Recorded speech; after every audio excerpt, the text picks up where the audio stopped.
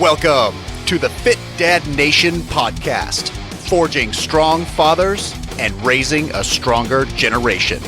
It's time to get up or shut up with your host, Steve Roy.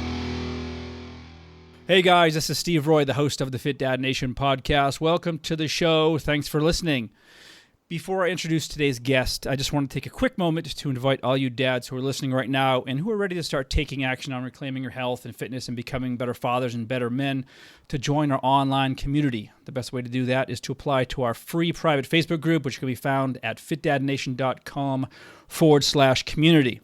So my guest today his name is Rusty Joyner. Rusty is a men's health expert and the founder of masteringmenshealth.com. He's also a fitness model, author, actor, a husband, and a father of three. So he's got quite a resume here, and he's been the spokesmodel for Men's Health magazine. He's graced dozens of fitness magazine covers, spent years traveling the world as a model for brands like Abercrombie and Fitch, Prada, American Eagle, and Levis, and has made appearances on shows like Extra, Access Hollywood, Entertainment Tonight, and The View. And he was in one of my favorite movies. It was the Dodgeball movie. I love that movie. So, Rusty, welcome. Thank you so much for being here. Steve, thank you so much. Wow. You think about 20 years of your life, and you don't revisit that resume very often. And that sounded pretty more impressive than I think I really am saying that. So thank you for that awesome intro. But, man, I'm really, really proud to be here to share this journey with you, just to speak into the belief that that men all need to stand together and our best life is in front of us, for sure. So thanks for having me. Yeah, absolutely. So, being an actor and you've been in the spotlight for years and, you're all over the place. And I mean, I've seen you in videos and movies and, series. But, in watching some of your more personal stuff, and we were talking a little bit about this before we started recording, but I mean, you just seem like a truly genuine and good person, which is one of the main reasons that I really wanted to talk to you. I'm not necessarily interested in, the glamour and all that hype stuff that comes along with Hollywood, but you seem like a down-to-earth guy, but you're also doing really great work. So I want to hear your story, your backstory of how you got started with all this and kind of how you grew up and how you ended up becoming this, let's just call you famous. let's just call you famous. Man, thank you again for that, because you look back on a career, and I'm sure you could agree with this, and a lot of those listeners out there can agree with this. When you step into fatherhood or into your 40s, where I am now, you look at your list of accomplishments, and more than anything, you really want people to say that, man, that guy really cares. That's a really nice guy. Because I think it's easy to go out and be successful and claim some fame and make a fortune. But being a good, genuine person, it's rare, especially in Hollywood out here. So more than any way you can compliment me, man. Thank you for saying that. You think I'm just a really good, genuine person. I try to go good. So I'll take that with the highest regard. So thank you for that, man. So my backstory, wow, this is a whole movie in itself. I'll give you like a expedited Cliff Notes version, because it is kind of cool to see where people came from. Because when you see the finished product and there's glitz and glamour and red carpet, it's hard to imagine that they're really relatable in a way, because that they came from a different beginning than you could think. So I was born in the real LA, I like to call it, Lower Alabama. Woohoo! Yeah. so roll tide, any listeners out there. I was born in Montgomery, Alabama, and I grew up being raised by a single mom in the 70s. Imagine how tough that was. Me and my older brother, my mom divorced when I was really young. She had us both 18, 19 years old, typical in the 70s, really, really young.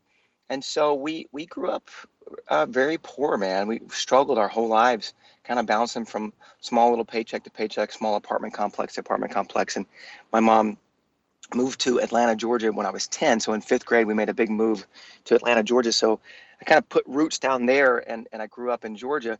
So I got a whole lot of South, a whole lot of Southern in me. And but we grew up, very, very poor. And but we had a lot of love in our home. My mom she was a tigress. She was incredible, just this wonderful, brilliant, strong, tiny woman, but just full of love. And the one thing we did have in our home was love. So I think that when you can create a foundation around that, just around love alone, you don't really need a lot of things because as a child, you don't know it. You know hunger, you know what it's like to need, and that stuck with me my entire life. When I saw people in need, if I saw an opportunity to help any community or reach into any program, when you grow up knowing what it's like to need, I think it's easy to give to people who need. So that kind of stuck with me. So that was really a foundation of how I planned on living my whole life. And so I went to high school and college in Georgia. I was an athlete, man. I think I wrote about this in my book or on masteringmenshealth.com. I think it's really important that people can learn more about who they're trying to learn from, and that's their beginning. So if you guys are out there and you haven't had a chance yet to go to masteringmenshealth.com, it was really important to me before I dove into my whole career of how I stayed shoot ready, or how I developed lean muscle mass over the years to be on those covers and all those cool things. But really was just about my foundation in my beginning. And I called that kind of how I created the path I wanted to travel my whole life. I call that my vision. And then my motivation to stick with that plan. So if you guys haven't, there's 2 videos more than anything out there I'd like for you to do. Because I encourage everyone when I teach seminars, I speak to men all over the country, or I talk to trainers, I'm an educator too. I encourage everyone to watch those videos and then make your own video, your own vision video, what your vision looks like. So take a look at that. It explains in better detail than we have today to go into that. So check that out. But I was a late bloomer, man. I was tiny. I literally in ninth grade, I was 87 pounds. I was 4'11". I was the second smallest person in the entire high school. There was one girl who was smaller than me. That was it. So I was so tiny, but I was an athlete. I was aggressive, but I was just little. And so I left football and baseball and all that in middle school. And the only thing I could do was like a weight class sport. And that was wrestling for me. So I started wrestling in 8th grade. And in the state of Georgia in 9th grade, the lowest weight class was 103. But to wrestle that legally and safely, you had to weigh at least 88 pounds. I was 1 pound shy of being able to wrestle legally as a 9th grader. So I would drink a whole can of Coke, and you Southerners out there, that was your water back then, was Coca-Cola. So I would drink a whole can of Coke before I hop on the scale just so I could make weight. And so I ran cross country, I ran track to stay skinny for wrestling. So I played 3 sports all year round, all 4 years, lettered in 3 sports. And I think when you do a sport, I've done a lot of sports that's individual like that, it teaches you a different kind of discipline because it's either you or him. That's it. It's one last man standing. So it's a different kind of a discipline approach. And thank God, man, I wrestled because it gave me a different kind of, where's my level of how hard I'm willing to work to do and accomplish anything? It's just you. You can't have a bad day and rely on your teammates and still win. So that for me was a big catalyst, I think, that kind of planted more foundational seeds to want to be the best me possible. And then know where that line is where we all kind of cheat as we get older. We know how hard we're willing to work. We know what our best self is. We know what a true, pushed beyond our limits really is. We all know what that is. We just got to remind ourselves of that, I think. So I rode through high school and went to college, and thank God my father's 6'1", about $180, tall and slender. He went through like a second puberty his freshman year in college, and so did I. So my freshman year in college, I quit wrestling. I got tired of being skinny, tired of being little. I said, I'm never running another day of my life, even though I got a cross-country scholarship to college, so I had to run. But wrestling, I said, that's it, man. I'm gonna start working out. I'm tired of being cute little Rusty, and I'm gonna start working out. And my body responded. I grew 3 inches, and I gained about 20 pounds my first year in college. And that wasn't really lean muscle. That was just growth, because my body, I was so little. I was 5'7", 128 when I went to college. And then I grew. Thank God I had a growth spurt. And then from there, continuing with the backstory, I got so lucky because, I was like, I don't want to be skinny anymore. My first roommate in college, he played football at Georgia Southern University is where I went to school. I went to military college, and then I transferred schools because I was done running. And he was a football player. He was pre-med. He was a trainer for the team as well. And he taught me everything about how the body really works, rather than just going and working out and eating a ton of food, why we need to do that and how your body responded to all that. And then I learned right away what kind of body type I had. I talk about that in my book, Cover Model Abs. And you probably talk about this too a lot. Expecting the results that your body can achieve is the smartest way to do it. Pick out the people in life you're like, wow, I'd love to look like him, or I'd love to look like him. But don't expect the same exact results because your body's completely individual and it's different. So for me, learning what my body type was vitally important. And lucky for me, I learned it from the very beginning, what body type I had, how I needed to attack my journey. And then really the value in form, and just learning the value in form, what intensity really was, putting all that together. And then, after that growth spurt I hit, I worked out extremely hard. It became just a way of life for me in college, about 6 to 7 pounds a year. And I was on the Michael Phelps kind of diet because I was skinny, 7,000 calories a day. I was miserable all day long. I couldn't even talk. I had so much food in me, and I could barely gain muscle weight, just the kind of body type I had. So flash through those years, I literally didn't miss a day, man. I just really poured it into it, the discipline of that. And by the time I finished college, I was about 5'11", 170, really strong for my size, I think because of my wrestling years. And then that kind of started that foundation of, from that point forward, when my body matured and I grew into the more of a defined lean muscle, I was able to stick with it and stay lean. But man, I had to work out 3 times harder than the next guy to gain 1 pound. So we us skinny boys, we had our struggles, believe me. Man, I mean, actually, I'm glad you shared that, because I think when people see you, I mean, you have a phenomenal physique, and people are like, oh, whatever, he's a Hollywood guy. He's got access to, personal chefs, and he's been lean and fit his whole life. And it's not the truth here. I mean, you struggled, and I actually went through almost the exact same thing you did. I mean, I was really a hard gainer. I never got above like 150 until I was into my 30s. Like, I just couldn't add weight. And I know everybody hates to hear that, especially women, but, but no, because when like you said, you look at your pictures, you look at your photos online, you're like, holy crap, this guy's in sick shape, and you've worked for it though. I mean, these results have taken many, many years. It's not, you didn't do the Thor diet or all that other BS that's out there. It's, you put in the hard work, you focused on the basics, and you just were consistent with it over years of time. And I love that. And even on a more personal level, when you were talking about your family, just brought back a lot of memories, because I was raised with by a single mother as well, in a small apartment. She struggled with fibromyalgia and rheumatoid arthritis as well, and she actually passed away last year at 70. So her health was pretty terrible, but very familiar with kind of what you were talking about, how you were raised as well. So yeah, thank you for sharing that. Yeah, man, I didn't know that about you. That's interesting. And I think when a person's tested early on, because I experienced this, and you probably have similar friends that chose a different path. You grew up without a father. Luckily, I had an older brother. His name is Mike. He's 2 years older than me, and he was a smaller guy. He's 5'5", about 125, but he was one of those Mike Tyson kind of guys. Like, he had no father figure to learn it from, but just powerful and strong and gifted as a smaller guy. But I mean, he could have been an Olympian with everything he did. He loved women and booze too much, like a lot of athletes do, and he unfortunately didn't have the discipline to stay in school long enough to really get his grades up. But I learned a lot from him. I learned about the intensity. I was always Mike's little brother, and I didn't want to do that anymore. So, but at least I had that small father figure there. So, but this is what I did early on, and hopefully a lot of these guys have done this. Or when you grow up without a dad, you grow up with things that you don't have, it's so easy to just choose that same path, walk down the same path of, well, my dad was like that, or my family was like that, so I'm gonna be like that too.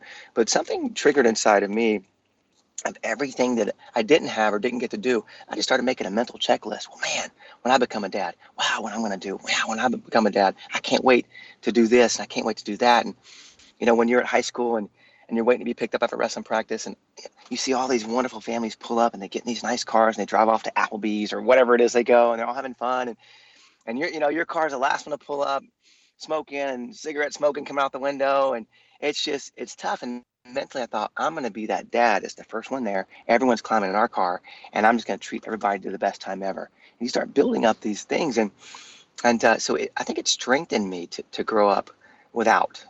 It strengthened me to be the kind of dad I wanted to be when I chose to start that in my life.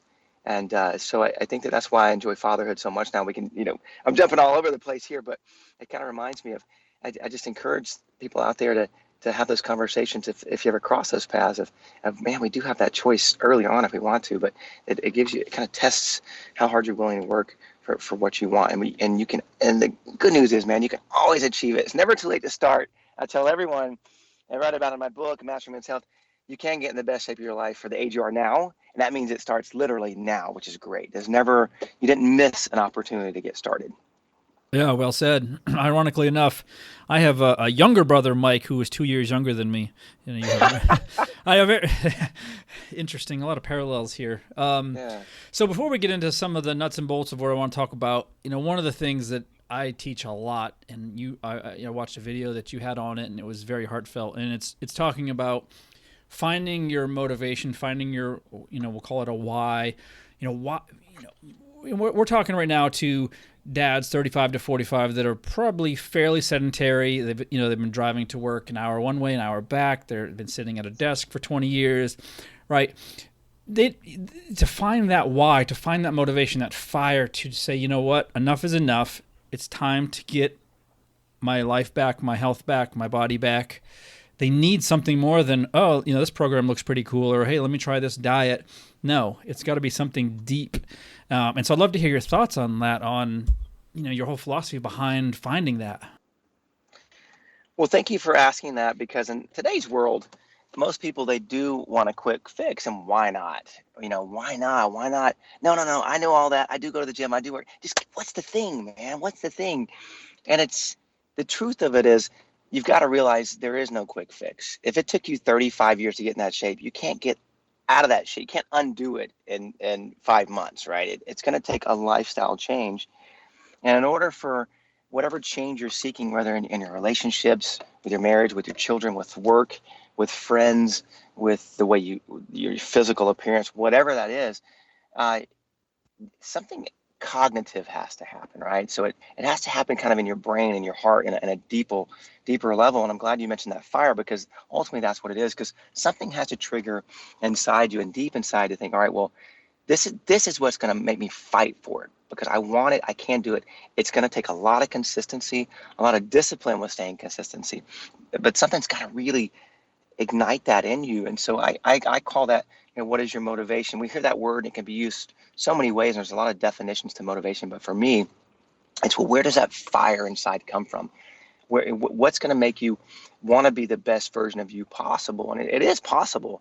And the older you get, you start introducing children and all that, we have less and less and less time. So really not as a lot on your side except for you. And that's it, because that's the best tool you can have is you, because you're the one that can make all the difference in that. And I always say that even when I went through struggles when I moved to California as a new actor, and it was very interesting for me. I was in my mid to late 20s. I'd already started modeling. I did my first cover when I was 25. Life was really good, and it all kind of happened because I loved life. And I had a slogan.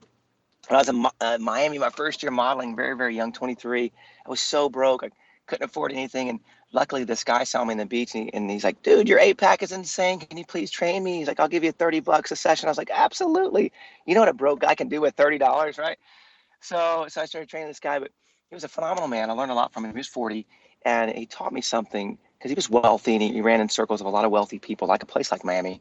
And he said, Rusty, always remember this: treat everyone with respect, no matter who they are, what position they hold, whether you think they're beneath you or below you.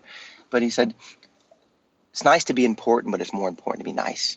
And nice goes such a long way. And so that stuck with me, because it was kind of the person I was anyway. But to watch a successful man say that, it landed with me. So, throughout my 20s, when I became a successful model, like fighting really, really hard, I think my biggest weapon was a smile on my face, because I just love life. I was a broke kid from Alabama.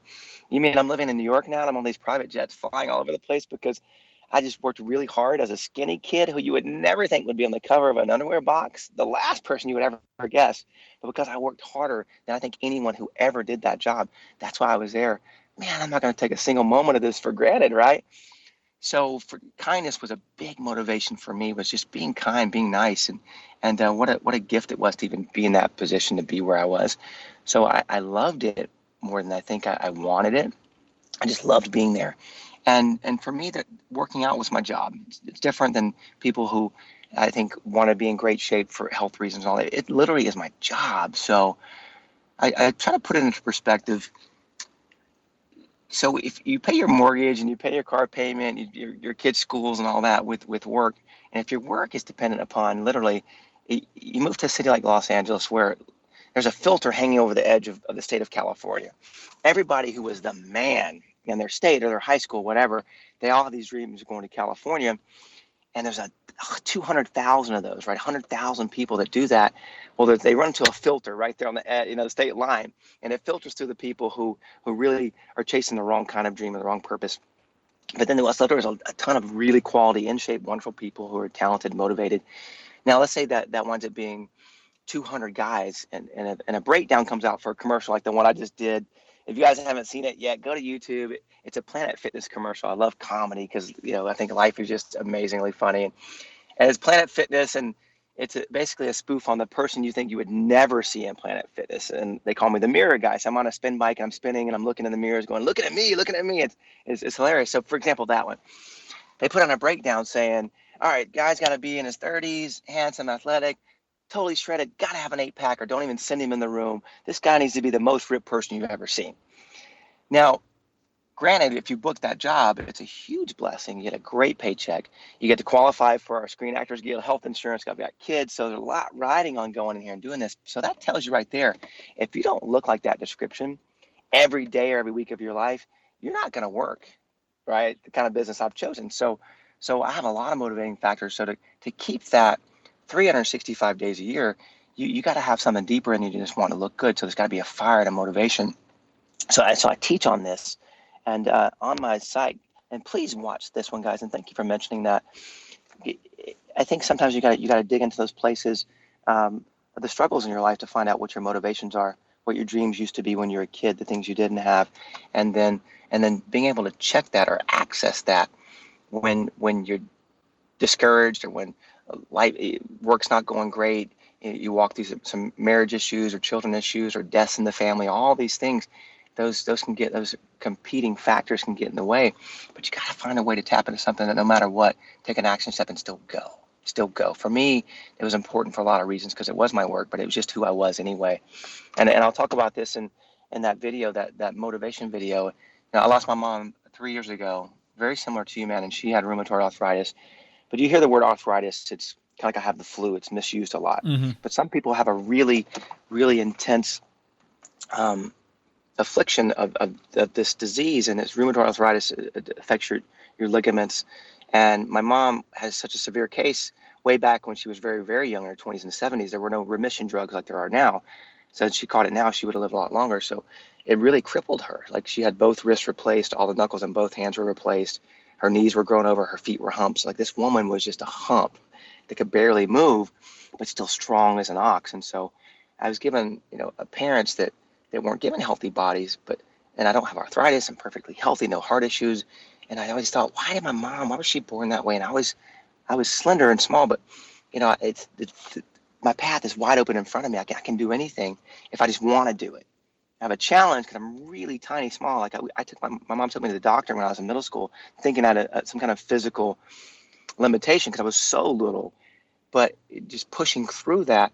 And so now when I was in my 20s and I had a day where I didn't want to go to the gym or I was kind of not motivated, I thought my mom would give anything to literally just hold a gallon of milk in her hand. How can I not go and be the best version of myself every single day? Why did God give me that opportunity and not maximize the opportunity? And my dad, he was in a car wreck when I was really young. My parents were already divorced, and he had serious head trauma, and gave him like a severe brain damage where his motor skills were impaired. So he can barely move, he can barely talk. So he's been in a wheelchair since I was probably 3 years old.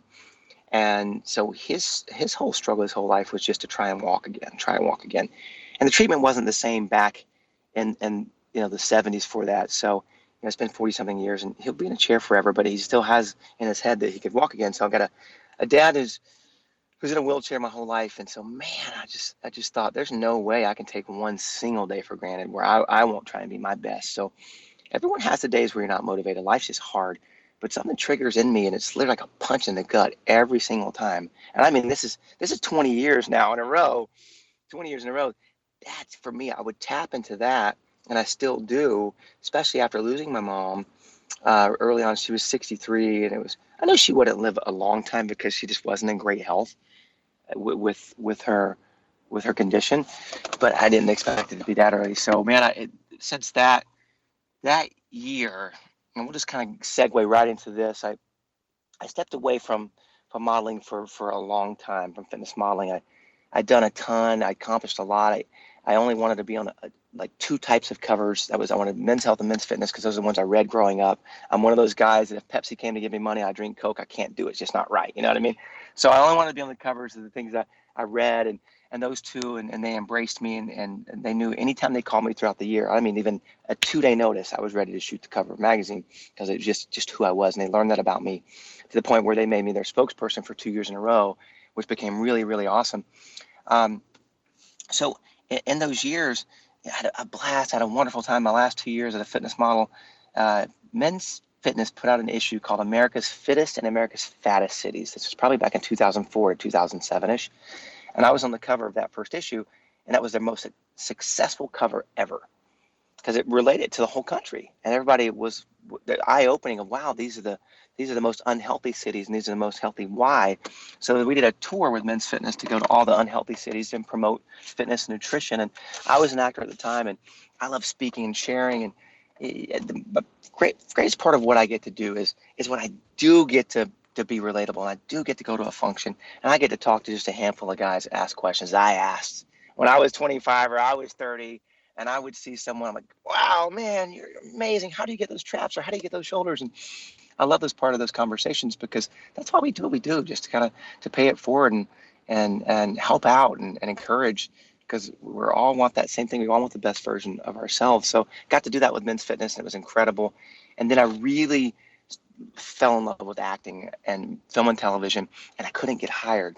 Every room I went in, oh my gosh, Rusty Joyner, you're the Men's Fitness cover guy. And that was it for like a whole year. Nobody would take me seriously. I'm like, yeah, thank you, but man, I really want this TV role. I really, I'm an actor now, and I couldn't get past that. And so it's weird walking away from a career when you're at your peak. And as a model, I was exclusive, I had an exclusive fashion contract, and life was amazing, man. I was making a tremendous amount of money. I was working 4 times a year. In the meantime, I was doing Men's Fitness covers. It was unbelievable to think of my beginning. And I walked away from all. I said, no, I love film and television. This is what I want to do forever. And so I turned down like everything for about 2 years, and finally got taken serious as an actor. And there was growth there in a whole new way for me because I love writing. I love the whole challenge of what it brings to developing characters and stories, and then I got blessed in that too, man. I started really working as an actor and doing well, and because I put my whole approach to it, my athlete's approach, it's all or nothing. It's you're a state champion or nothing for me. And I didn't do drama or theater in high school or college. I was starting from scratch as a 30-year-old when everybody's been doing it since high school, and so I needed to pour 2 or 3 years into studying film and television acting, and like my approach to athletics, or make it like graduate school for me. So I did all of that, man, and it became great. I started working. Life was awesome. I got married later in life at 35, and then I went through 5 years of marriage, and I was lucky enough to be able to plan children when I wanted to. But planning kids as a 40-year-old, that's a challenge. When it's a lifestyle, it's a complete lifestyle change. But are you healthy enough? And I was a really healthy person, like really healthy, but hard gainers. And you can agree to this. This is testimonial time here, confession. Empty calories was what it took. I would eat 2 or 3 double cheeseburgers a day, man, to get 7,000 calories. Either that, or you're in your kitchen all day long cooking. You have no life. It's a full-time job to eat healthy. So I would swing through and get a grilled chicken sandwich or a double Whopper with cheese. I wouldn't eat the French fries, but that's 800 calories, 80 grams of protein, but tons of cholesterol, tons of sodium, really bad high calorie, high protein food, but it's what kept my weight high. And I turned 40 and I thought, man, my insides are miserable. I'm 5% body fat. I'm 40 years old. I'm 183, best shape of my life, but I'm borderline high blood pressure and high cholesterol because the kind of food I'm putting into my body is not great. So I'm about to have kids. What does my testosterone even look like? So I started researching a ton about how to boost your own natural testosterone levels, right?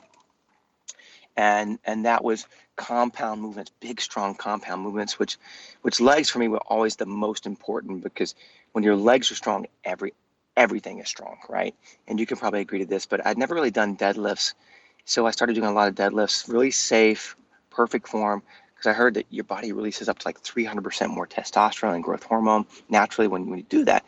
And I didn't get my testosterone checked yet because I wanted to spend 30 days boosting as much as I could first, right? Even though it was probably already really high. So I did that for a month and started literally cold turkey. I changed everything in my diet to all organic, everything healthy, no more synthetic supplements. Everything was all natural. And I just really wanted to clean myself out from the inside because, when we have kids at 41, by the time my daughter was born, I want to be actively involved. I made that list when I was 17. I want to be the dad that goes to every wrestling practice. I want to be the one out there tackling people. But man, when my kid's in college, I'm going to be 65. I got to be healthy. Not the best, most muscular dude there, but healthy enough where I'm strong, where I can roll around on the floor and not have to worry about a bad back or a bad knee. So for me, I changed the definition of what the best shape of my life looked like. And that was mind, body, and spirit, right? So it was your body, not just the physical appearance, but what I was putting into it, my nutrition, all those things. And then just finding a good, happy, stress-free life of dealing with the things that come to us in life, and trying to deal with those. And for me, that was a spiritual way of dealing with them. And because I married a woman of God, I've never met anyone who went to church, and it really, man, it changed my whole approach to everything in life. Because I was not really a selfish person, but we all are. And when I put something else between me and the world, and that was my relationship with God, then it changed everything. I was even more kind and more loving, more giving. And then it changed everything that I wanted to do in my 40s. Well, how am I going to help? Why did I spend this much time in the fitness world as a model and just stop there? And for me, it was about starting to give back and educate. And within a 1 year time, I had so many people invite me to speak at these events and these things. And I'd been gone for so long, removed from it, but it was still a way of my life, but I just wasn't public anymore about it. I wasn't on magazine covers. So I thought, I need to do something and create a program. I want to do what I did for men's fitness and to speak to 2,000 men at a time to promote fitness and nutrition. But I want to do it with my words and my discipline and my career, 20 years of what I've done now, but do it in my own words. So it was on my heart to kind of create a program. And as you know, men over 40 are in the master's age division of whatever that is. And I said, well, life really is about mastering a whole new approach to how we define getting in the best shape of our life. And you really have to redefine it because you're not the same person you were when you were 27. You can do something when you're 27, terrible form, ridiculous. If you tweak something, you're good the next day. When you're 41, you do that, you're out for a long time. And injury is the number one thing to keep you away from anything you want to do. It really is injury. So learning how to do it all and redefining, all right, I'm not 27. I'm not squatting 400 pounds anymore, but I can get in the best shape of my life and look better now than I did when I was 27. So just learning that is the truth. Figuring out, all right, well, now redefining it. Well, how do I do that? So I decided to create that program, Mastering Men's Health. If you haven't, go check out the website and pour basically everything I've learned in the past 20 years. And it really is about the discipline of consistency and form and learning how to do things right. The weight gains will come. You got to stay injury free is a big key, but learning how to tap into what are you willing to fight for. And as I started writing that program, I thought, well, I used to be a cover model, even though I could do it again now. That's not enough credibility. What's going to make me more credible now to speak to these guys? So and become an authority on the figure of health and the truth behind it, not just a personal philosophy. And so I didn't want to be a personal trainer and all those things. I said, well, what is it? It's motivation. Well, what is motivation? It's a cognitive approach. So I started researching certifications out there. I thought, well, there's something called a behavior change specialist. And everything we decide to do in life, no matter where you are, it's about changing your behavior, your approach, how you think about it, how you feel about it. And then that allows you to put it into motion, right? So I became a behavior change specialist. And as I was taking my program, I thought, oh my gosh, I could have wrote this program. This is how I've lived my whole life. Now I know that no one thinks I'm crazy. I think I was kind of right because this program was designed around just really 90% of my belief, but I want to put my spin on it and what it looks like as a 41-year-old to learn all these things. So I said, I want to teach a program that people all around the world can log in and take and get certified and get continuing education credit for. How do you even do that? How do you become a college course, right? So I started researching that as well, and I followed all the guidelines. So I wrote a program called Mastering Men's Health at 40 and Beyond. and I followed everything that the National Academy of Sports Medicine, ACE, NFPT, AFA, all of the governing bodies around the world said, here's what you got to do to design a course. So I wrote a course in about a 2-year period. And as I was 5 months into becoming a behavior change specialist, 5 months into writing my program, that's when my mom passed away. And life is tough when a death happens, right? So then you're really tested. How hard are you willing to work to accomplish something you want to accomplish? You've got 2 kids already. You have no time. Your mom passed away. All your efforts are going to that.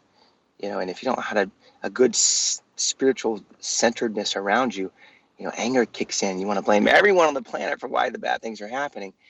But at the same time, you're an entrepreneur. You got to pay your mortgage. You want to accomplish things. You want to give back. So it tested me, man. That year that I got my certification, I wrote that whole program.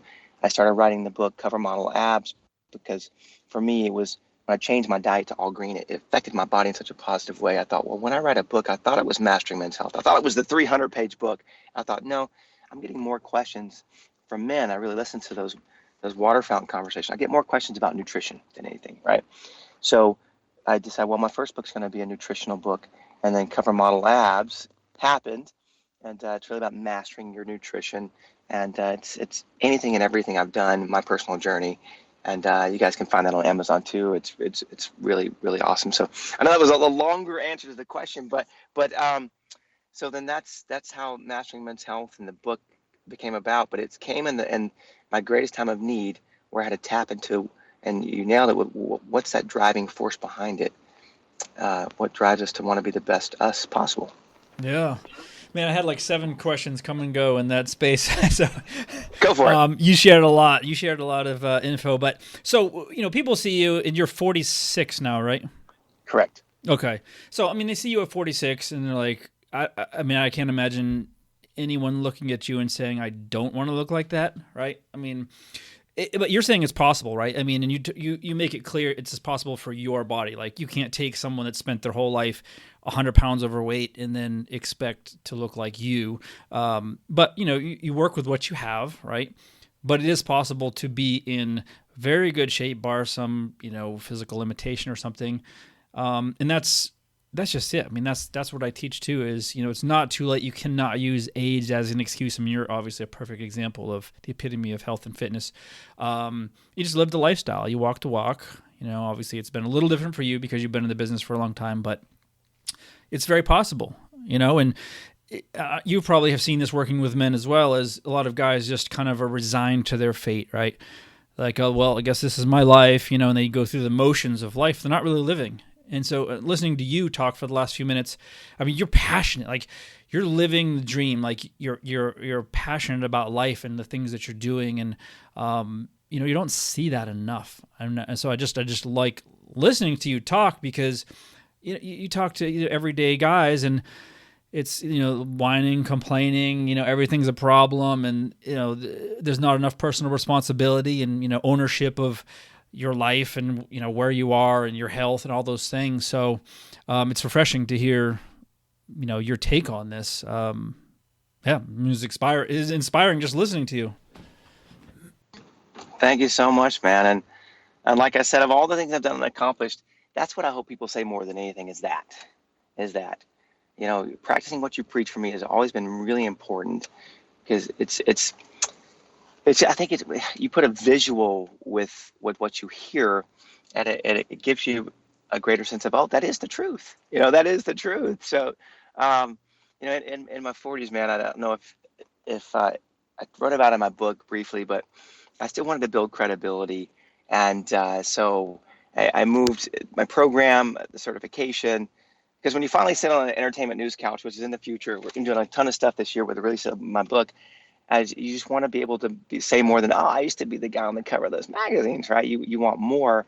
And then you thought, right, well, here's really the test. All right. You say you do this year round. Great. You book some movies, you book some commercials. But I've never done a competition where I got on stage, never did a physique competition. Even though I was a cover model, I did all those fun things. I never really competed. And that really kind of tests yourself of, all right, well, you don't get 8 weeks to train. You can't wait till the summertime. Find the closest competition that's even this weekend. And if you say that you do it year round, put yourself on stage and see where you really, size up to people in your age group. And so I decided to do that. I said, well, one more piece of credibility I need, because I knew I was going to be published, a published author, because I was going to work hard for that. I said, well, I need to enter a physique competition, which is just your body in swim trunks, not bodybuilding posing, but just your natural physique, which is symmetry and lean muscle, everything that I appreciate about the way the male body looks. And what I find value is really symmetry, right? Symmetry and lean muscle mass. And so the trainers at my gym said, oh man, you got to enter this competition. It's kind of a pro qualifier, so it's kind of a big one. I said, no, if I'm going to do it, I want to enter a small one, right? So you can hopefully win. So they said, no, you should do this one. This one's great. So that way, if you win, you can go pro and you can do the Olympia if you want to. So I was like, okay, well, I promised myself whatever that was, the next one available on the list. And it happened, this was a Monday, and that was that weekend, the next weekend, like 5 days later. And so I was in pretty good shape at that point, because I had shot the cover of Men's Health again as part of my program. My goal was to be back on the cover, because the cool thing is, man, this is the 2020 is the 20-year anniversary of my very first cover ever. So I wanted to put together a cover shoot and kind of a cover story of, and run that first ad of the first one and then this one. So I reached out to some photographers, and lucky for me, they were able to shoot me as a spec shoot for Men's Health, and hope that we can pitch the idea to them. So Men's Health people, if you're out there listening and you want a really awesome story about a 20-year journey, this is pretty cool, because I've worked really hard for it. So I was in pretty good shape for that, because I was working out for the cover of that. And I said, all right, well, here's where I can test it. Put your money where your mouth is. So I entered this NPC West Coast Classic in Riverside, California. It was a pro qualifier for the Olympia and all of that. The Masters division, which is usually 40 and above. But for this one, for some strange reason, it was 35 and above. And I thought, wow, there's a big difference between a 35-year-old looks and a 40-year-old looks, especially when I look back on my history. So I said, all right, we'll do it anyway. I'm going to enter it anyway. So I think I doubled up a little bit that week, starting on Monday, hitting 2 a day, just so I was a little more full, because most of those guys that do those competitions, they're ex-bodybuilders who didn't have the size, so they're much bigger than the dude in the swim trunks. So I didn't have the development. I was about a 183 buck naked man. I was about 6% body fat. To kind of hover between 179, 183, 6-7%. So I was not as big as I wanted to be, but my conditioning was really good, because I'm all about conditioning, tons of sprints and bike and cycle. So I'm lean and tight. And so I entered this competition, man, and I've been on stage before, so it's comfortable for me. I enjoy it. I wasn't the biggest guy as far as size goes, but luckily for me, man, there was about 16 guys in our division, and I won, thankfully, because I wanted a master's title, and I found some favor in that one. And I'd learned that symmetry was very important to them as well, and I'm glad that they find value in that. You don't have to be the biggest guy in the room, but just the most developed in every area. And then conditioning was really important for them, and that's usually in most men you can tell in your lower abs or your lower back, where you got that little extra skin, and that's why I kind of switched my book. I write about this a lot, that be very careful, and you probably tell everybody this too, Steve, that when you ask questions in the gym about what those guys are doing, don't do exactly what they do. I call it stages, because I always say, well, even though he says he's all natural now, he's a vegan, I promise you, when he was 25 to 35 and he's 280 pounds, he did a lot. He had a different journey to get that massive size. He might be doing that now, but that wasn't his journey. So wherever you are on your journey, ask that person, well, what did you do when you were 27? How did you get the most growth then? Instead of asking what their journey is now, because you're not going to get the same results. So I talk about my stages, what that looked like from 20 to 25, 25 to 30, and it was different. Every one of those stages were different, right? So at 40 and above, my biggest key was I don't want to get injured. I want to play with my kids forever. I want to whoop them, because I was a wrestler. I want to whoop my boys until they're 21, then I'm retiring, but I'll be 67 years old, right? So I got to really be careful not to get hurt. So I couldn't lift the heavy weights anymore. But if you want lean muscle mass, you have to use resistance. You have to. Finding that balance of the safe, smart weight, because you can make some weight feel heavier than it is, depending on what you're doing. So for me, I flip-flopped and started doing my cardio first, HIIT cardio, Tabata cardio, super intense, 24 minutes max. It gives you more of a track and field, so you can keep your lean muscle mass, but it keeps you more shredded and lean if you're consistent with it, and keep stress out of your body. Cortisol levels are lower, not pushing past 25 minutes of cardio. But and when you talk about a new definition of intense, this is what I tell people. I'm 46 years old. I could go over to UCLA right now, right now with their track team, and whatever workout they were doing, I would be the last man standing, 46, because my intensity and my cardio, my approach is so good. Because I tell everyone, I say, if your approach is average, you're going to look average. If your approach is mediocre, you look mediocre. If your approach is like no one's ever seen, then you're going to look like no one's ever seen, right? The elite look the way they do because their approach is elite. And you think you've got a definition of what yours is, you put up someone else's who's in the Olympics, you're going to realize, wow, I'm not really working out as hard as I thought to look like those people. And that's the key. Your approach really is everything. And so I changed my approach. Most people they'll go do 10 100-meter sprints. At 16 seconds is about 95% of your speed. It's really fast, right, if you're going to do those. Because you can do 3 or 4, but can you do 10 like that? And then your rest cycle is usually the same for me. So 16 seconds rest. When you get to 7, 8, 9, 10, that's where you usually taper off. Well, that means you're not in that as good of a shape as you thought. Well, I do 25. I don't do 10. And every one of mine, if I don't have the exact same speed, exact same rest cycle, I add another one to it. And that's how you stay shoot ready. That's how you stay way ahead of the curve and a whole nother level of being able to walk into a room and beat out 100 of the most in shape guys in Los Angeles for that Planet Fitness commercial, right? Because you needed to ride. I rode that bike for 9 hours and during the shoot. And I said, you people want everything, but how hard are you willing to work to be the one who deserves to get that role? And I said, I might not be the biggest and the strongest, but I promise you this: when I walk in that room, I will be the last person standing. That's it. That's just my whole wrestler mentality. And when you can take on that approach, you'll get it. It won't come fast, but doing it the smart, right way, you look up a year later and you're the guy that you wanted to see in the mirror. But just know it takes time. Do it smart, do it safe, don't hurt yourself, don't cheat, don't use steroids, don't use anything, because it's only going to bring more damage and a very short-lived amount of glory or success. And you probably preach this too, man. All natural, just good old-fashioned testosterone and grit and just how committed can you be is the best way to go. Mm-hmm. Yeah, it was actually, so I was waiting for you to say that you came in last place in that competition because you're the only one that wasn't on anabolics.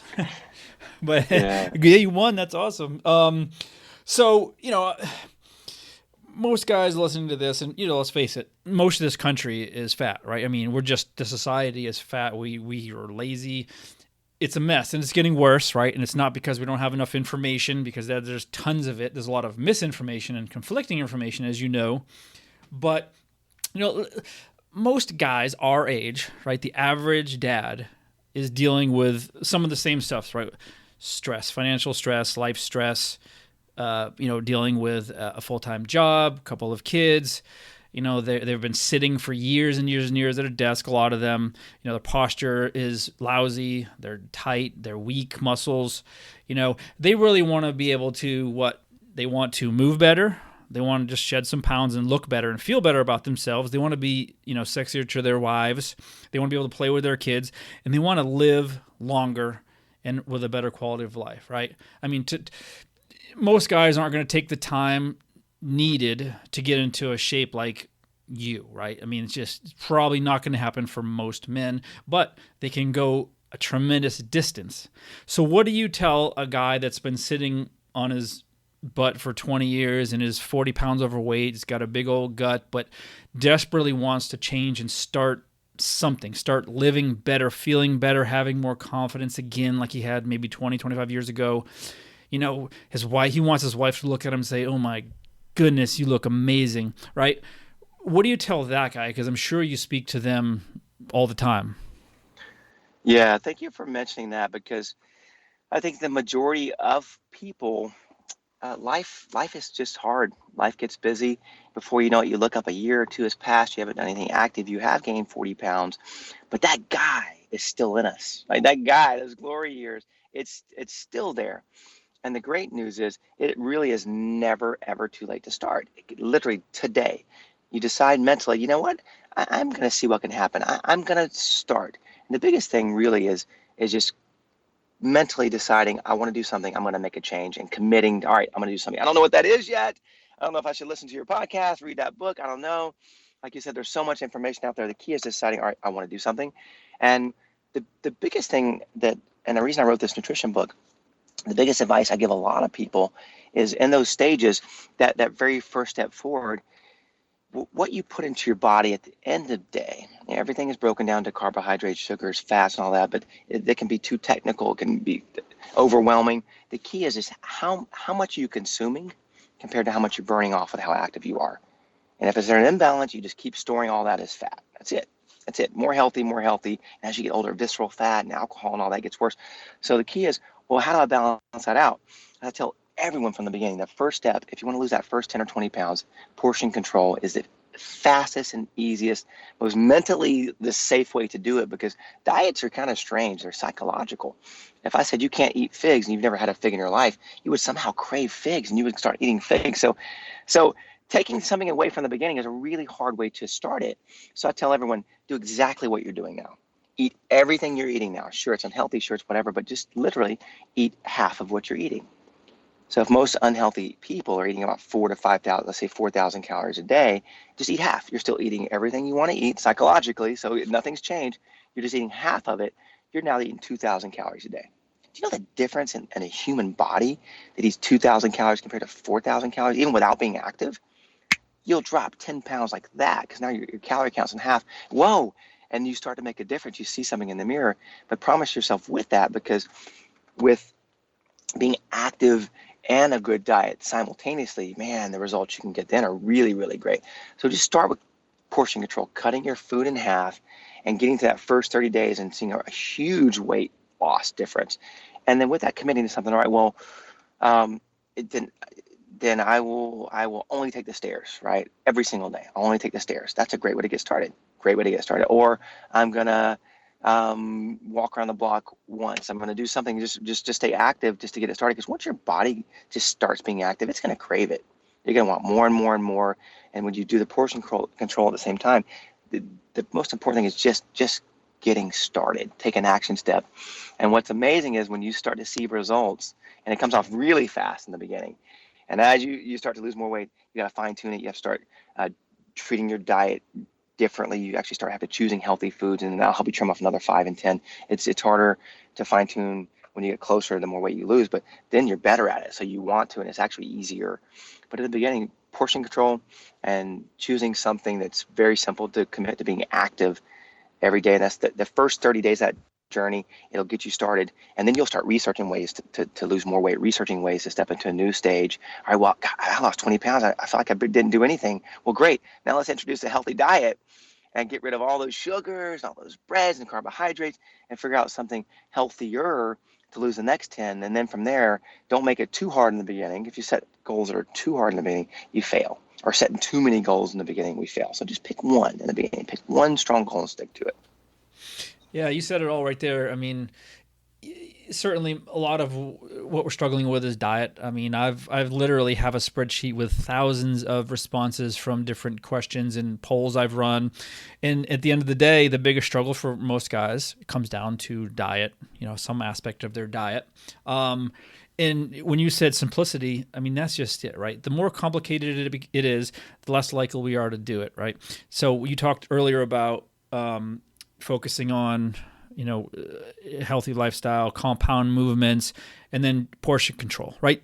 That's about as basic as it gets, right? But that's at the bottom of it, right? That's what we need to focus on. That's where it all lies. But because this industry is so profit driven and there's so much money to be made, everything is confusing. Everybody has a different story. Everyone has a different fix, a biohack, whatever. There's a million diets.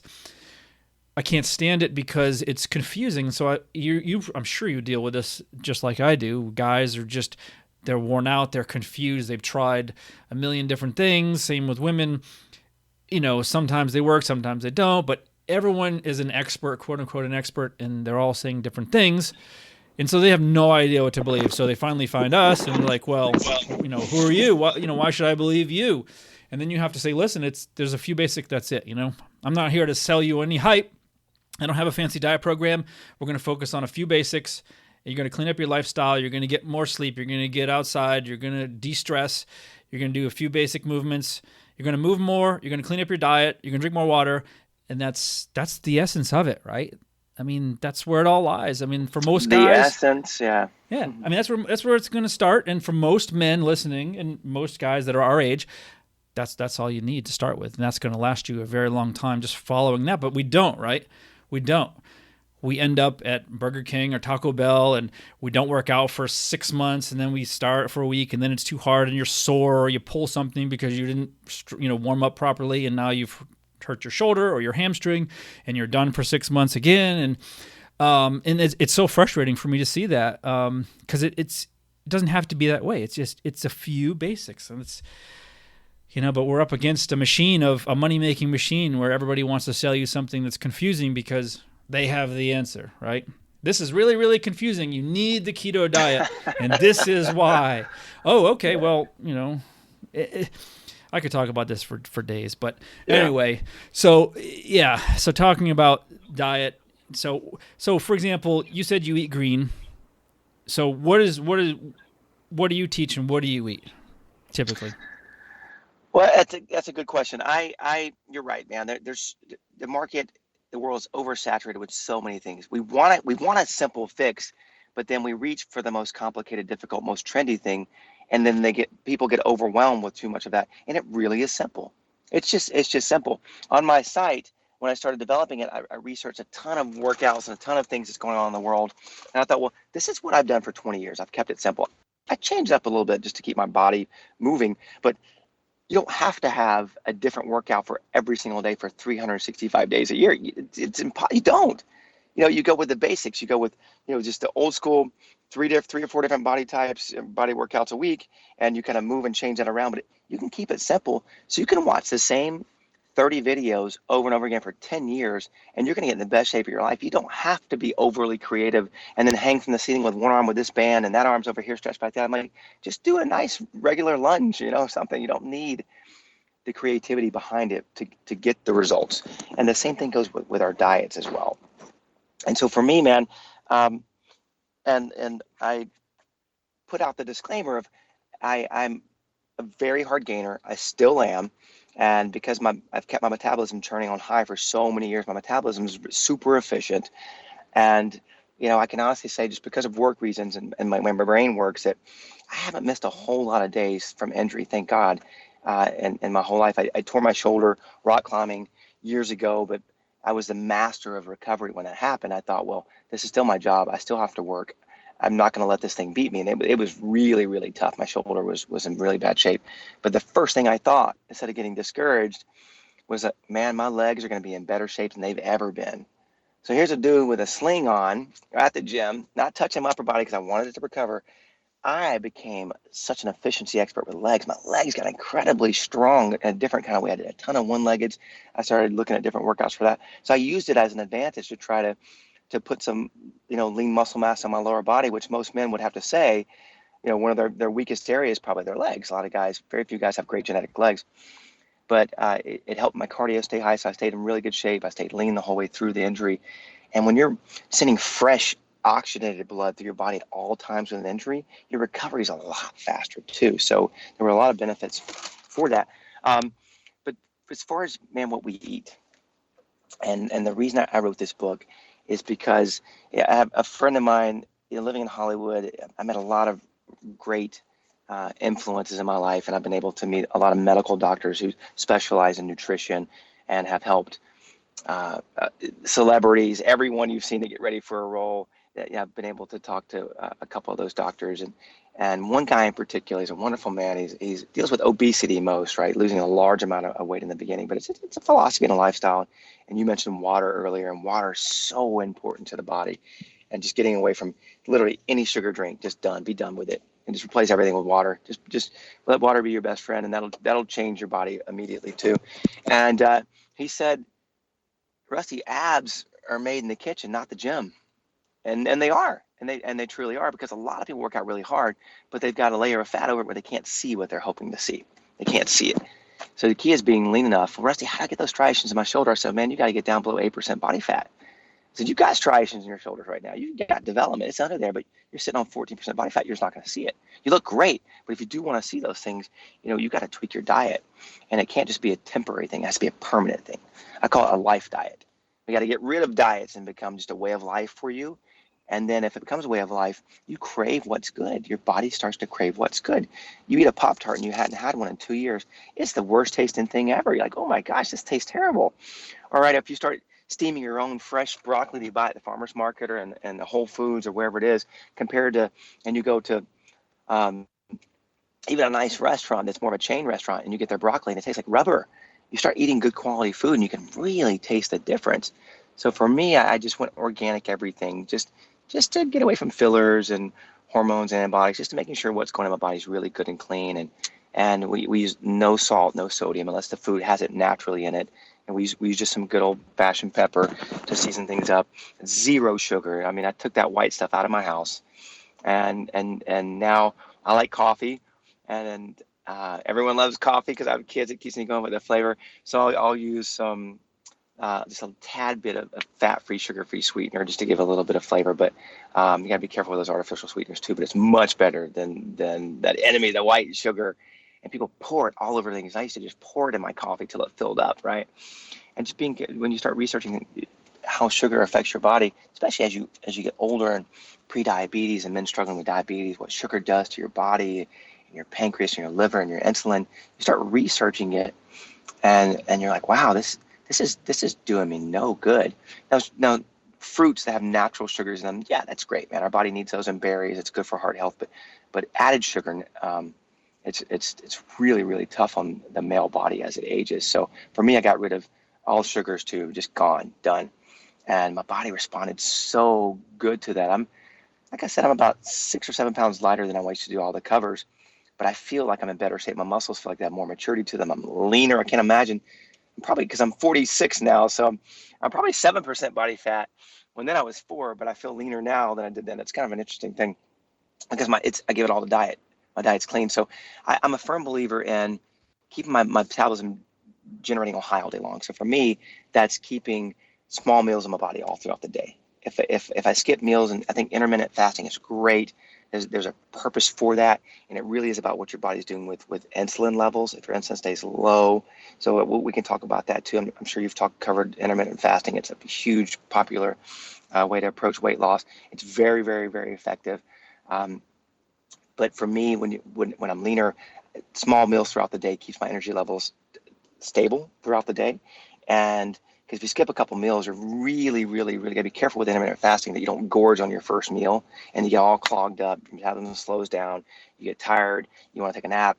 So just being really careful if you're going to do things, do it the right way. And when you do eat, make sure I think smaller portion meals are very, very important. Your body can digest it, eat more easily, and keep your energy levels sustained throughout the day. Because I think as we get older, especially with kids, man, we're always looking for some kind of to boost our energy, to help us keep our energy up, especially if you're active with working out and all that. And then we'll talk about rest too. Rest is so, so important. So with my diet, I keep my meal size, my portion small. I do 5 to 6 meals throughout the day, small size meals throughout the day. I keep my protein extremely high because I'm still cranking out the heavier weights, and I drew a line where I was going to not lift heavier than that because I have to keep 180 pounds lean muscle is really hard to do. So my calories are a little on the higher end still, but it's all clean calories. I don't cheat anymore. I mean, I might have a slice of pizza with my kids now, and when you're forced to at a birthday party, and that's all they have is pizza, but I take like 3 slices, I scrape all the chicken off of it, put it on one piece, and then I go at it, right?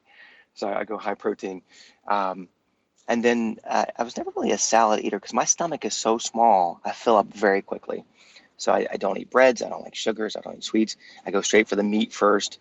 And so I needed to incorporate some greens. So when we got pregnant, when I was 40, my wife was a little bit younger than me, man, I became a nutritionist. I wanted to pour everything in there because I wanted my children to be the healthiest things in the world. So I was like the Iron Chef in my kitchen. I made everything. I made sure she was down to the minute. You got to eat this. And so we started doing green shakes every single day. And at first we tried the cold pressed juice. Man, it took so long to clean. So we wound up getting the NutriBullet RX, the Vitamix. They're all in the same family. You don't want to burn the motor up, and so it's more like a smoothie, right? It blended. But just the energy I get now from just a green shake. I've literally done one every single day for 6 years. And I make them every single day, just mostly spinach because it's a little sweeter than kale. So maybe say like 2/3 spinach or 1/3 kale. There's my greens, and I get some carrots, And then my natural fruits from the day for good heart health. And as you learn about heart health, fruits and berries and strawberries blueberries, strawberries, raspberries are also really good for that. So a small amount of that, and then a little bit of banana in there. Now, if I didn't get the breakfast I wanted to get, I need a little bit more protein, I can kind of add a protein alternative. So I'll use some Greek yogurt. I'll put that in there to make it creamier. And it's got a little bit of sugar in there, but it's really good, the probiotics for your stomach. And so I'll add that in there, but that's rarely will I do that. But I do that every day. So just spinach, kale, carrots, a couple of strawberries, a handful of blueberries, half a banana, and I use usually water. But if I don't want to put my omegas in there, I've kind of switched milks all over the place. But now I'm using flax milk, and flaxseed is what we use as a supplement. So they have milk, and it's a milk alternative that tastes the most probably like a 2% very non-sweet milk. It's really good.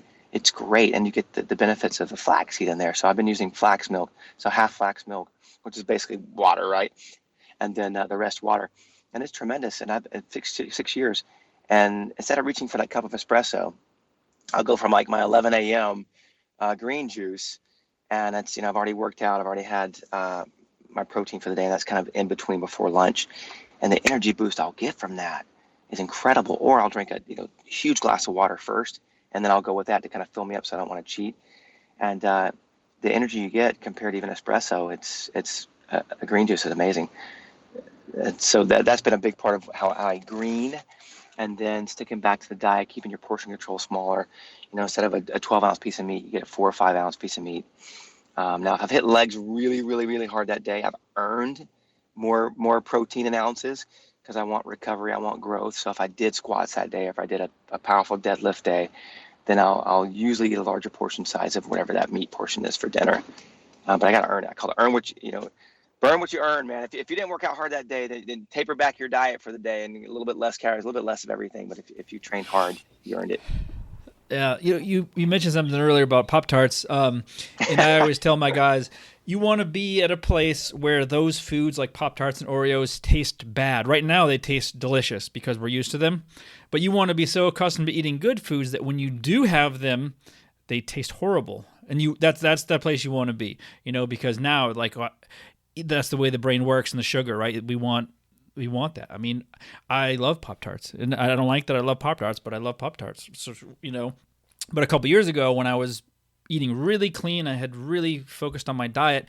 The first meal after I guess I went off of it was a McDonald's cheeseburger, and it tasted like a piece of salted cardboard. It was horrible, But a month earlier, let's call it 3 months earlier, when I was really struggling, and I was eating McDonald's every night, it was the best tasting thing ever. Like I would eat a Big Mac and large fry. I mean, I was just gorging on McDonald's, and it was so delicious.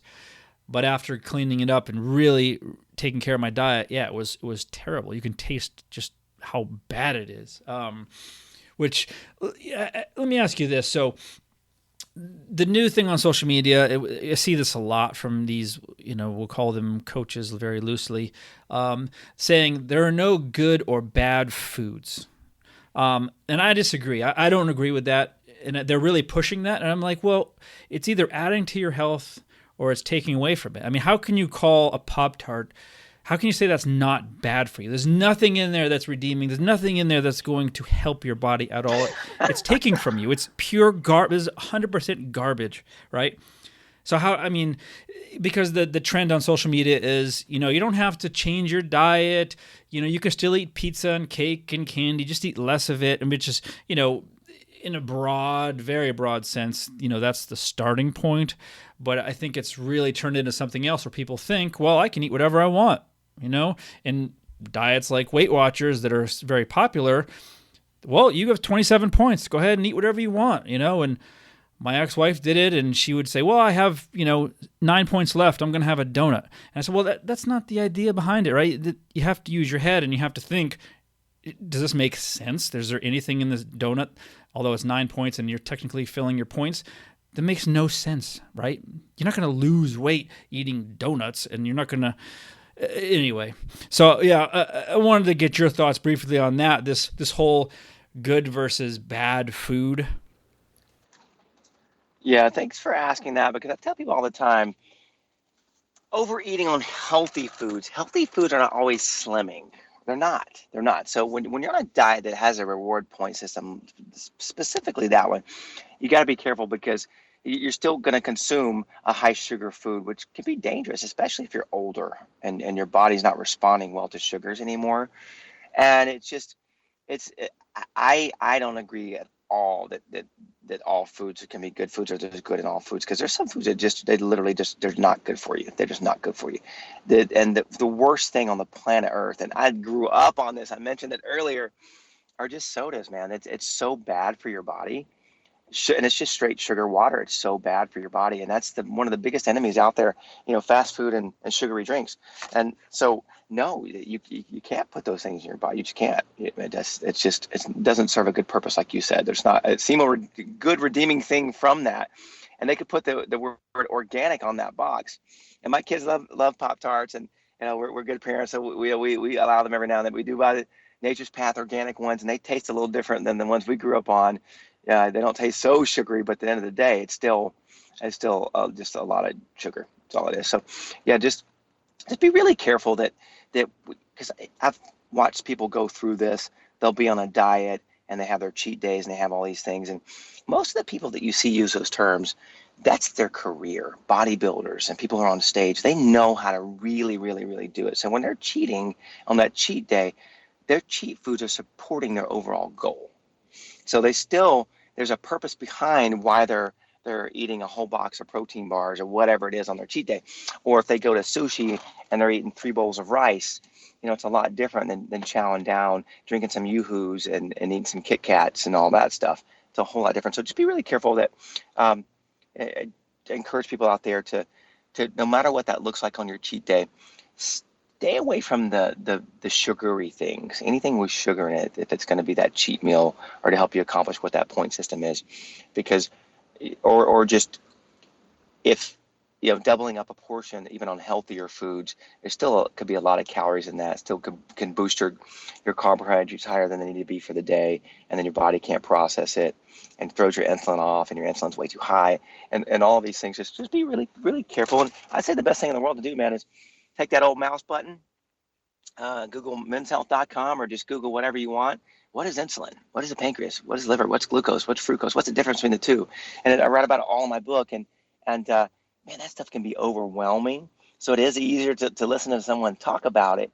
And I call those the water fountain conversations. You're standing you're at the gym, LA Fitness, and up walks Steve, and we start chatting. Hey, man, how do you do this? And that's the best conversation in the world, because sometimes it can be the most informative and the most real.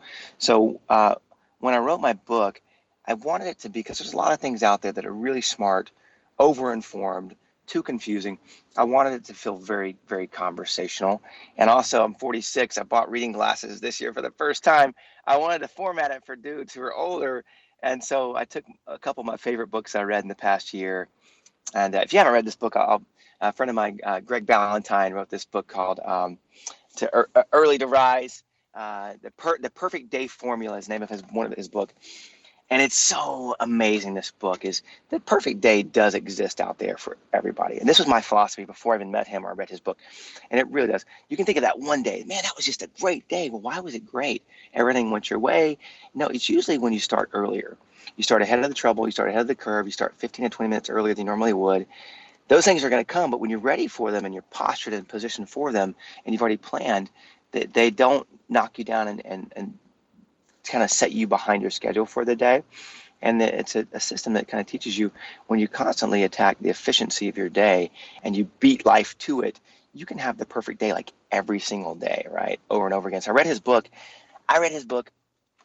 And it's about 180 pages, flying from Los Angeles to Atlanta, where my family is from, in one flight. My wife, the first time my kids were old enough to watch a movie on the plane, she kept them. I sat in a seat by myself because of the way our tickets worked. I read it from front to back, cover to cover, and highlighted, right? And 4.5 hours. And I thought, well, how did I do that? So his formatting was great. The font size, all those things are important to me. So when I wrote my book, I took all those things into consideration. As a reader, I wanted it conversational. I wanted it smart, informative. I wanted it very, very, very personal, very relatable, very real, and achievable, but easy to read as well. But I wanted to make sure that everybody thought they can do this. I'm 5'11", 179 pounds. I'm not a huge bodybuilder. You can look like this dude, right? This is achievable fitness. 179 pounds. It's just how hard are you willing to work? How disciplined are you with learning? Because at this point, we're wise. Wisdom is everything. Research. Take that mouse. Start Googling how things really work. Take notes on it, and then just commit to them and put them into action. Yeah, for sure. It's actually funny you mentioned that book. I'm also a fan of Craig's, and I remember him back from the Turbulence training days, way back. Oh yeah. Yeah. So one last thing, and I want to make this clear, right? So let's say me, I'm about 6 feet, 188 pounds. Let's say I need 2,200 calories to lose weight, according to I use the Harris Benedict formula. So I calculate that out. Now, if I go and eat 1,600 a day of nothing but donuts and Cheez-Its, I am going to lose weight, and that's the problem is, right? I'm going to lose weight, but people confuse weight loss with healthy, and they're not understanding the most important piece of this is they're going to be losing lean muscle tissue, which is the most important thing that they have, right? So they're going to start losing lean muscle tissue when they finally go back to eating more calories, which they will, right? They gain weight back in the form of body fat instead of lean muscle if they're not doing the right things. And so you've seen it, they call it the yo-yo diet. You lose some, you gain it, you lose some, you gain it. And you start out at 30% body fat, and in 6 diets later, you're at 38% body fat. And you're like, well, how did that happen, right? And so that's the big issue is people think, well, I'll just eat less, but I can eat whatever I want. I'm going to lose weight. Technically, you are correct, right? But that's not what you want to do. We don't want to lose weight. We want to lose fat, right? Correct. So I just wanted to make that clear because that drives me crazy. You see it every single day. I read about it. It's misleading information especially on Instagram. I see a lot of that on Instagram, people preaching that kind of stuff. And it's just not right. So anyway, that was my 2 cents. No, it's real important, and I can use some testimonials here. I never was a personal trainer, even though I've studied it all as if I was, because I was my own personal trainer, and a lot of times I prefer working out with a buddy, but if I don't have time, it just doesn't work out for me because convenience is everything now, man. If I've got 21 minutes, like today, for example, we just had a baby 3 weeks ago, and my wife is our 3rd C-section, so she's recovering really fast, but she's still limited to a lot of things. So dad mode kicks in. You're getting up every 2 hours during the night, so you're exhausted. This morning, getting both my kids ready for school, took my daughter to school, came back. I wanted to go to the gym this morning because I have such a busy day, and luckily for me that there's a brand new YMCA that opened up right around the corner from our house, so I can jog there in 4 minutes. So I had about 27 minutes before I had to get back and get on this call with you. So I'm a firm believer, and I didn't get discouraged by that. I said 27 minutes is better than no minutes. I literally pounded out a back and tricep superset. My heart rate, I got an Apple Watch on, was 171 the whole time. That's a super intense, like, track and field workout. So never get discouraged if you think you don't have enough time. Don't get in the way of yourself. Say, hey, 21 minutes is better than no minutes. So I did it. So I pounded it out. So that's very, very, very, very important. And so because of the amount of time that I have, I really haven't been able to train a lot of people because I get all the time, hey man, whatever it costs, can you train me? I've had to say, no, I can't do that because my time is so limited. So over the years, I've worked out with, probably in the last 5 years, 4 people. And choose the people that come into my life for a reason. I believe that God puts them there, and it's a lot more than just how they can look in the mirror when we're done working out. And each one of those times, I say, we just connect on a really good level, and I can tell these are the kind of the people that are really trying to make a difference. They really are doing everything right. They just don't know how, right? They haven't learned the right way, or their definition of intensity or working out hard is just a lot different. And so 2 in particular, and I can use their names because they're great friends of mine now. They've become dear friends of mine because of it. But they taught me a lot about commitment, about how hard they're willing to work, and how much they invested in learning about themselves along the way. And I'm glad that you said what you said about diets and all those things, because it really is, it's doing it, the balance is what's really important. One guy came to me, his name was Don, amazing guy, played basketball in college, athlete. Life hit him, 2 kids, and he gained a lot more weight than he wanted to gain. In that process, he lost some lean muscle mass. And he's about 190 pounds, and he was about 22, 23% body fat. And you could still tell he had an athletic build, and he played basketball still, but he had lost to muscle mass, and his body fat percentage was too high. So it's very easy for him to go on these diets, cut his calories in half, and lose weight, lose muscle mass, and then when you come back, your body's starving. So like you said, you start eating, and your body thinks you've been in prison camp this whole time. It doesn't know you've been on a diet. So it goes into survival mode. So anything and everything you eat, it starts holding it, storing it as fat. So you wind up gaining more fat than when you started. But he wanted to do it the right way. And I said, all right, man, I'll put you through it. Just meet me every morning at 7 a.m. You can be my shadow. Just do every single thing that I do. We're not going to get injured. I'm going to make sure that you're not pushed too quickly. I don't care how much weight we're lifting. We're just going to do it right. But we're going to learn proper form. Proper form is everything. And for me, we hit cardio first, super intense. You're going to throw up every single day, but it's going to be worth it, right?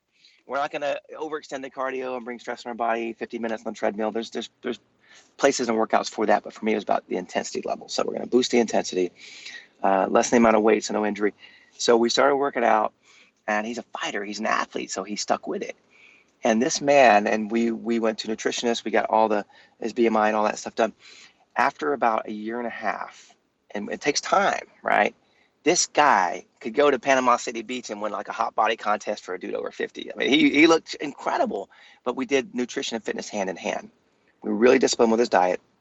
He studied himself. He went to doctors. He learned about everything that was happening in his body with his testosterone, with his estrogen, how his body responds to intolerances and things like that, food intolerances. And the most important is to stay committed to it. He stayed really committed to it. But the intensity of his workout approach was so important. So as he was losing fat, he was eating the proper things, really, really good diet. He was gaining lean muscle in the process. So after about a year, he was about 183. So he lost 7 pounds. But he went from 23% body fat to 11. As a 50-year-old guy, that's really hard to get down to 11. So 23 to 11, 190 to like 183. So he gained, I forget the math in my head, but probably 14 pounds of lean muscle as he lost all that fat. And his body just transformed, but he kept his diet healthy the whole way through. So he didn't shift back to another gear. He didn't shift back to a bad lifestyle, bad diet. His body craved the really, really good foods. And that was the proper way to do it. So similar with him, and another guy came to me probably about a year and a half later, and I worked out with him for almost 2 years. And man, his body transformed a ton because he'd never really worked his legs, so his legs were slender. There was an imbalance. This guy couldn't barely even squat 135 with terrible form by the time we were done, because I'm all about legs. It doesn't matter how much weight. You want to get strong.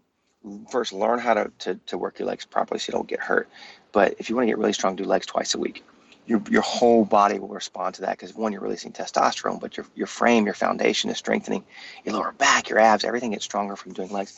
And this guy, similar journey, but he was really dedicated to his diet, his nutrition intake, and he was very similar. He went from probably 175 to 185, but 27% body fat to like 9. Just being my shadow, learning how to do things properly, learning how to control the weight. Form is everything. Take momentum out of it. Symmetry was everything. Legs were very strong for us. And he cycled a lot, so he kind of almost laughed at me when I told him we're going to do some cycling. He's like, man, I cycle all the time. But the intensity wasn't there, right? The intensity. And so just watching him, his strength, and he became my shadow and a dear friend of mine now. You spend a lot of mornings together, and you hope you like a person. And yeah, man, he recovered through a lot. But it's just watching how, if you just do it right and just be patient with it, be patient. No, it's going to take a year. But you spend 40 years doing that way, spending 1 year to get it all back and put your life back on track in a year. That's nothing in an amount of time, right? Yep, that's exactly right. And I always teach consistency beats intensity, but it sounds like you're doing both. Which, if it works for you, great. I mean, you're pushing. It sounds like you push yourself harder than probably most people, including me. I mean, from what you've said, how hard you're training. I'm not going near that. I'd be puking quickly if I was working out with you, I think. Well, I agree with you, man. Consistency is great. Intensity, for me, because some people can confuse intensity with the amount of weight they're lifting, right? It's how hard are you willing to push, I think, is for me. And we got to be careful because a lot of guys, they think with more intensity, just more weight, but that's not it. Just pushing yourself to your limit. You know what that is to get the best results you want. For me, that's that's how I kind of stay ahead of my own curve, I call it. Yep. So, man, I could talk to you for hours. I know. I mean, we just barely scratched the surface of all the things I even wanted to talk about, but, I want to be mindful of your time. We've been on the phone for a while now. So, I definitely appreciate your time. I know how busy you are. And so where do you want people to find out more about you? Well, thanks for asking that. I am 46, so I did not grow up in the generation of social media. Facebook scares me, but you did mention that Instagram, it's easier for me. I'm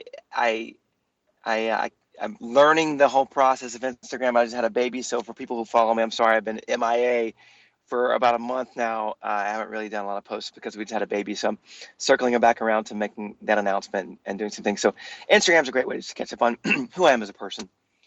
I'm a dad, I'm an actor, I'm a fitness guy. I kind of balance it all together. So that's really cool. And I love comments. And when I can get the time, I try to look through those and respond to as many as I can. But if you guys are really looking to make a difference and you believe what's happening in this conversation, and I totally agree with Steve and a lot of things he says, man, we're so paralleled in a lot of those ways. Go to Mastering Men's Health. Check that out. I just float through it. The majority of the whole site is free. I wanted to give as much content out there to just get motivated, just to look and see what that looks like, feel that, and let it motivate you, and start digging into those workouts. I'm not going to be the guy that has 300 different workouts. There's 30 in there. They're not the best quality in the world, but man, these are the ones that work. Stick with them. I've done them for 20 years. They do work. The key is just being consistent with them.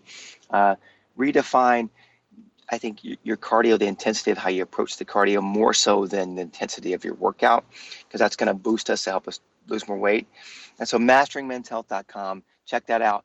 Do send me an email in there, because I get everything from my PR team. I get everything in there.